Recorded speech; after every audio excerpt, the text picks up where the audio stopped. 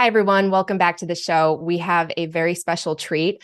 Today, I am joined by Colonel Douglas Macgregor. He is a decorated veteran, the author of 5 groundbreaking books on military transformation. He holds a PhD in international relations, and he is a highly respected expert on defense and foreign policy.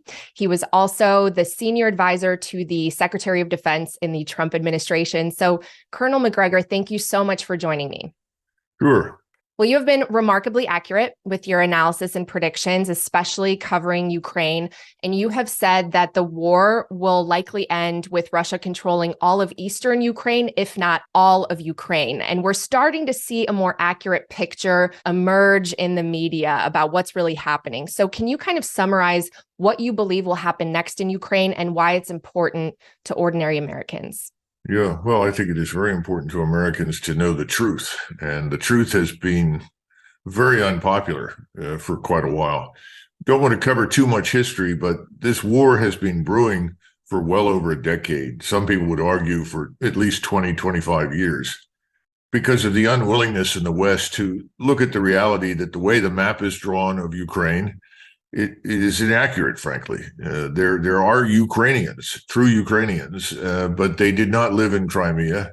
It's never been part of Ukraine. And most of the area that we call the Donbass, the Donetsk Basin, is really Russian, and the people that live there are Russian. And the easy way is to go back and look at the electoral maps showing how people voted over the last, previous elections. You see that the East is overwhelmingly voting in favor of the pro-Russian candidate, and the West, which is on the other side of the Dnieper River, is usually voting overwhelmingly for the anti-Russian candidate, whoever that happens to be. So there was always a need to address this. And I had argued for a plebiscite. Other people argued for it. I also always felt very strongly that it was in Ukraine's interest to be a neutral state, that it could be much like Austria, and like Austria, could profit enormously from its neutrality. And this, of course, was sabotaged by first the Bush administration, then subsequently Obama. And I think that Trump was subverted by his own Secretary of State and Secretary of Defense and his entire national security team, who all wanted to press ahead with this expansion of NATO and incorporate Ukraine. So I think President Trump was left sort of standing there without anybody supporting him, and then found himself out of office. And it wasn't long thereafter that Putin gave up, because he said, there's no one I can talk to. There's no one who will negotiate with me. I'm left no choice. Because what we did after 2014 was build this enormous Ukrainian military power that was designed to attack Russia, frankly, from eastern Ukraine. Ukrainians said they wanted to get back Crimea. We said, fine. And they wanted to punish the Russians living in Luhansk, and Donetsk for being Russians and not converting to become 100% Ukrainian, speaking Ukrainian, so forth, so on. So bottom line is you get this war. And from the very beginning, I think Putin made some miscalculations. He thought that if he demonstrated how serious he was and his country was about the growing threat to Russia in eastern Ukraine, that we would pay attention to him. Well, we did, but we decided to double down on the threat that we were creating. And his great fear was that in addition to this Ukrainian army, that of course theater ballistic missiles would show up that would put his entire nuclear deterrent as well as all of his major cities at risk. So he marched in, and initially it was a very cautious approach designed to do as little damage as possible, kill as few people as possible. And it took really almost until the summer to figure out there's nobody out there. Nobody's going to talk to us. Nobody's going to negotiate. We're stuck. We're going to have to change our entire approach. And so we go into this long haul approach, which is basically a 30-month plan for a 30-month war. And that's what he adopted in the summer. We've had this massive Russian military buildup to the point now where we have what Biden and his supporters said he didn't want, which is this large and powerful Russian military power sitting on NATO's eastern border. In other words, he went in theoretically to protect NATO, and he got the opposite. And NATO is rapidly falling apart. And we see from these leaked documents that have come out the tremendous disunity inside the NATO alliance. And for your purposes, I'm sure your listeners know that one of the fatal mistakes that we made was to assume that Russia was this economically weak, backward power. I think someone put it, was it McCain, who said Russia's a gas station with nuclear weapons? That's right. They discovered they could not be more wrong. So Russia has an abundance of resources and energy, of course, which makes it the perfect partner for China that needs all of that to continue to sustain its economic expansion. And we've ended up on the wrong side, in the sense that we're suffering economically. Our European allies are suffering very, very acutely from this war and from all these self-defeating sanctions. Well, I was actually going to go there next. In Ukraine, we seem to have made financial sanctions the centerpiece of our military strategy, weaponizing the dollar. And economic sanctions were a useful weapon, decades ago, but the world has evolved to really neutralize them. So what implications do Western financial sanctions failing so visibly have in the geopolitical sphere here?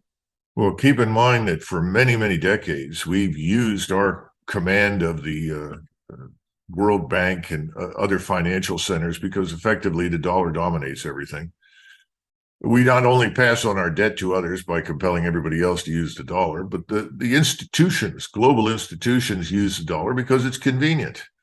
And what we've done is we've effectively bullied so many people for so long that many are now saying, well, Russia's got a point, China's got a point. Why should we do business constantly in the dollar?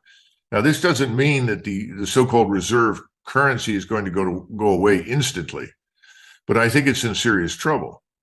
So this de-dollarization is very serious at this point. We shouldn't underestimate it. But I think we brought it on ourselves. If you constantly beat people over the head with, as you say, this weapon, this financial weapon, eventually they come back and say, we've had it. I mean, people living in Honduras or Costa Rica or Southeast Asia and Thailand are being told, if you want our assistance, our support, then grow these crops.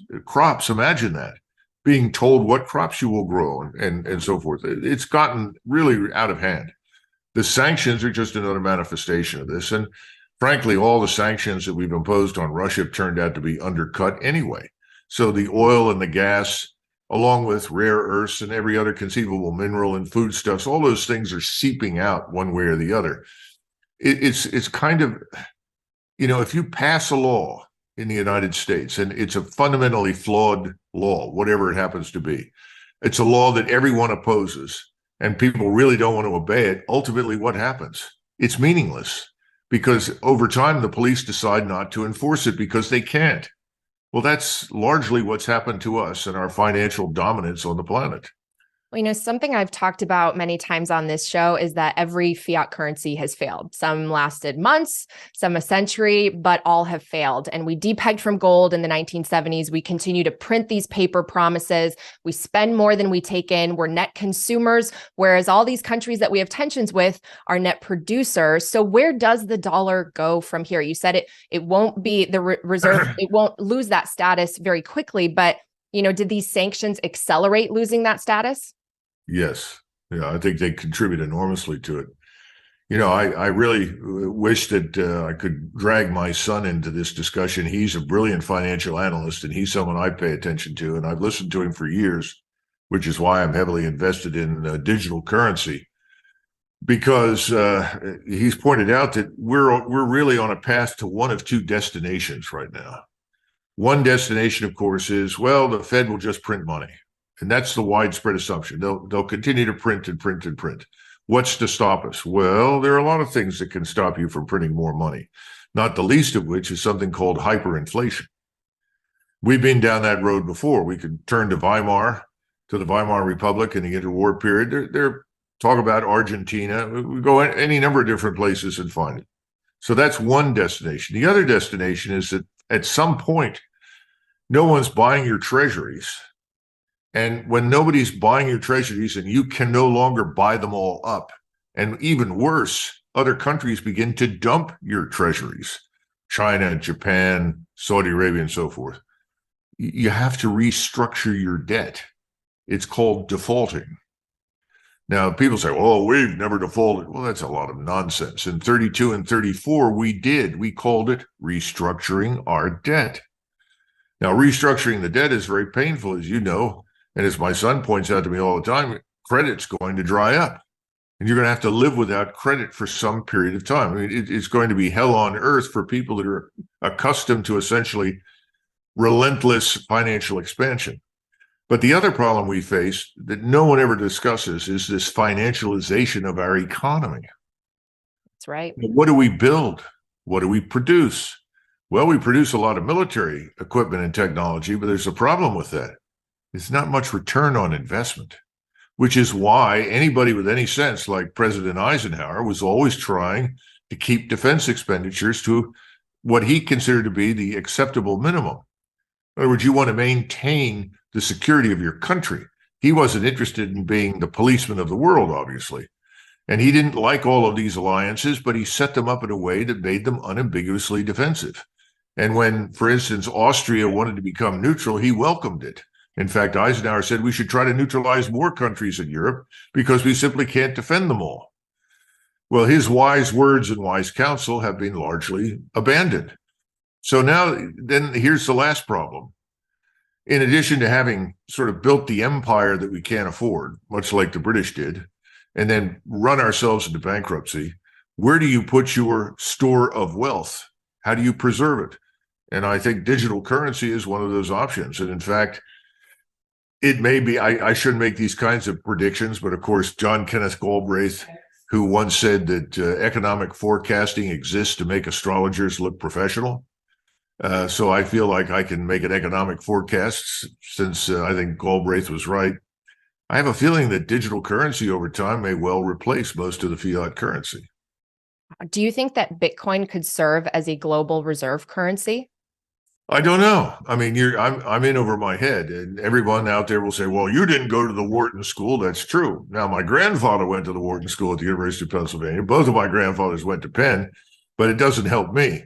I didn't. I'm not a business school graduate, although I have lots of people telling me not to worry about it. But that's never, that's another issue. But the bottom line is, I don't know, but I think digital currency that cannot be controlled and manipulated through a central banking system is something that's very, very